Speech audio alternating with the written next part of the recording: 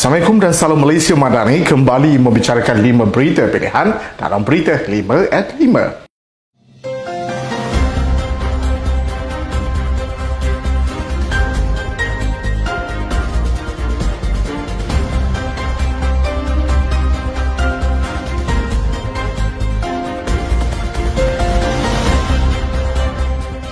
Esko Pergerakan Pemuda UMNO Malaysia Tengku Muhammad Hafiz Tengku Adnan berkata pilihan raya berkuasa tempatan PBT bukanlah satu keperluan mendesak dan seharusnya tumpuan utama diberikan kepada isu penting berkaitan dengan rakyat. Beliau menegaskan berdasarkan keadaan semasa penolakan pilihan raya PBT harus diberikan keutamaan kerana banyak lagi isu-isu penting dan agenda reformasi yang perlu diberi perhatian. Beliau menegaskan kepentingan untuk melakukan pembaharuan pendidikan ini disifatkan lebih mendesak daripada mengalihkan sumber dan perhatian ke arah pilihan raya yang tidak perlu. Menurutnya, sebarang kenyataan yang berpotensi untuk menimbulkan konflik seharusnya dielakkan kerana kenyataan tersebut boleh menimbulkan perbalahan dan ketidakharmonian dalam kalangan rakyat Malaysia. Malangnya, beliau memaklumkan masih ada individu yang tidak belajar sepenuhnya daripada pengalaman Kerajaan Pakatan Harapan yang lalu di mana konflik yang ditimbulkan menimbulkan keceraruan dan ketidakharmonian dalam kalangan kaum. Ahli Majlis Kerja Tinggi UMNO Datuk Dr. Muhammad Muaz Zakarshi berkata, PAS dilihat semakin celupa dan ganas dalam mengeluarkan fatwa politik yang cuba memecah belahkan orang Melayu. Jelasnya pihak lawan sengaja mengapi-apikan kerjasama UMNO dan DAP yang meraju perkerajaan perpaduan pada ketika ini. Menurutnya, UMNO masih lagi menjaga kepentingan orang Melayu dan agama Islam sejak dahulu lagi dan tidak akan sesekali menjadi alat yang digunakan oleh PAS. Terdahulu, media Harakat Daily melaporkan tidak semua ahli dan pemimpin UMNO bersedia menjadi alas duduk kepada DAP dan Pakatan Harapan selepas pemimpin DAP mengeluarkan kenyataan mengenai persempadan semula kawasan pilihan raya.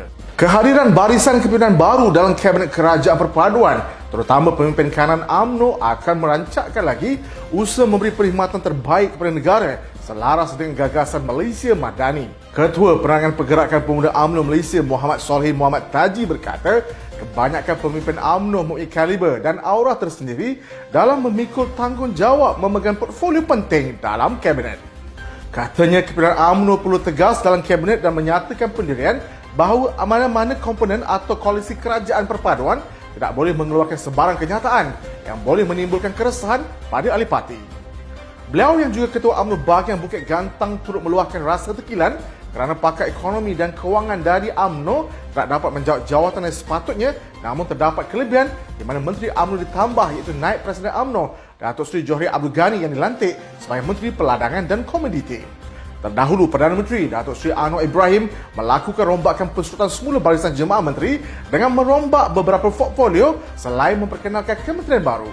Menteri di Jabatan Perdana Menteri Undang-Undang dan Reformasi Institusi Datuk Seri Azlan Osman Said memaklumkan bahawa kerajaan melaksanakan cadangan pindaan perundangan sedia ada dan pengubahan undang-undang baru berhubung prosedur bagi menangani jenayah panggilan skam, transaksi kad kredit dan bungkusan yang belum dituntut. Beliau yang juga Ketua Perangan UMNO Malaysia berkata penilaian pantas dalam tempoh 3 bulan dibuat melalui konsultasi awam dan kerjasama ahli akademik, Universiti Tempatan Awam dan swasta mengenai cadangan pindaan perundangan tersebut.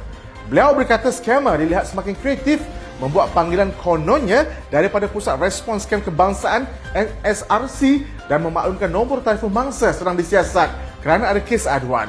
Beliau yang juga ahli Parlimen Pengerang berkata setakat November 2023 tahun ini, jumlah kerugian yang dilaporkan melebihi RM173 juta. Tegasnya, walaupun pelbagai siasatan dan tindakan diambil kerajaan termasuk tindakan membekukan akaun bank scammer yang terlibat, kerajaan perlu meneliti semula perundangan yang sedia ada agar selaras dengan peredaran masa dan perkembangan teknologi hari ini. Ahli Majlis Kerja Tertinggi UMNO Datuk Seri Abdul Rahman Muhammad berpandangan Kerajaan Malaysia, pimpinan Perdana Menteri Datuk Seri Anwar Ibrahim terus bersifat tegas, berani dan istiqamah dalam menyatakan solidariti terhadap Palestin. Jelasnya ini terbukti dengan tindakan penuh yakin oleh kerajaan untuk melarang syarikat perkapalan Israel daripada berlabuh di mana-mana pelabuhan dalam negara. Katanya, ia sekaligus menundukkan segala tomahan negatif pihak pembangkang yang menganggap pihak kerajaan tidak serius dalam mengangkat perjuangan Palestin. Beliau yang juga Timbalan Menteri Sumber Manusia menjelaskan banyak kuasa besar di dunia akan terus memberi sokongan dan menyokong tindak tanduk Malaysia. Terdahulu, kerajaan Malaysia memutuskan untuk menyekat dan tidak membenarkan syarikat perkapalan yang berpangkalan di Israel, ZIM, daripada berlabur di mana-mana pelabuhan Malaysia. Sekatan itu adalah tindak balas terhadap tindak Israel yang mengenepikan prinsip asas kemanusiaan dan melanggar undang-undang antarabangsa, menerusi pembantaian dan kekejaman berterusan terhadap warga Palestin. Sekian daripada saya, Muhammad Saiful Muhammad Sahak. Jangan lupa temu janji kita Isnin hingga Jumaat jam 5 petang. 5 berita pilihan hanya di Berita 5 at 5. Assalamualaikum dan salam Malaysia Madani.